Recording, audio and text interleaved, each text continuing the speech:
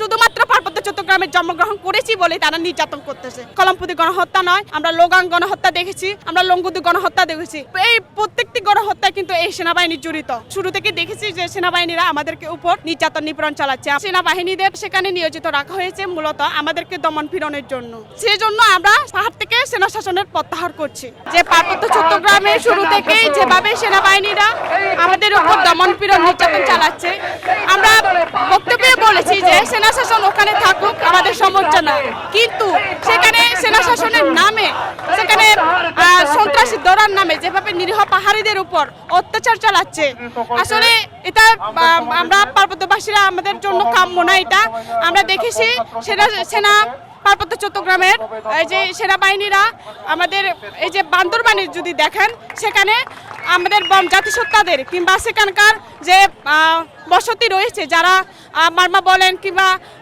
অন্যান্য জাতিসত্তাগুলো রয়েছে, তাদেরকে সেখানে বান্দরবানে ঢুকতে গেলে তাদেরকে বিভিন্ন চেকপোস্টে জিজ্ঞাসা করা হয়। এবং আমরা দেখেছি বান্দরবানে যেভাবে হচ্ছে সেনাবাহিনীরা হচ্ছে তাদেরকে যে 5 কেজির ঊর্ধ্বে তারা চাউল নিতে পারে না। তো এভাবে তো চলতে পারে না আমাদেরকে। সেজন্য আমরা এই কারণে হচ্ছে পাহাড় থেকে সেনা প্রত্যাহারের দাবি জানাচ্ছি। বাংলাদেশে কোনো জেলাতে কিংবা কোনো ইয়াতে দেখবেন না যে সমতলে বিশেষ করে এখানে সেনাদের উপস্থিতি তো আমরা দেখতে পাই না। আমাদের প্রশ্ন হচ্ছে কেন পার্বত্য চট্টগ্রামে যে সেনা শাসন জারি রাখা হয়েছে, কেন সেনাবাহিনীদের তাদেরকে সেখানে নিয়োজিত রাখা হয়েছে মূলত আমাদেরকে দমন পীড়নের জন্য আমরা মনে করি। কারণ শুরু থেকে দেখেছি যে সেনাবাহিনীরা আমাদেরকে উপর নির্যাতন নিপীড়ন চালাচ্ছে। আমরা 80-র দশকে যে দেখেছি যে কিভাবে সেনাবাহিনীর সহায়তায় এই যে এখান থেকে বসতি যাদেরকে নিয়ে যাওয়া হয়েছে, আমরা যাদেরকে সেতালার বলি, তাদেরকে হচ্ছে সেখানে নিয়ে গিয়ে সেনাবাহিনীর যে সহায়তায় তারা আমাদের উপর গণহত্যা চালিয়েছে।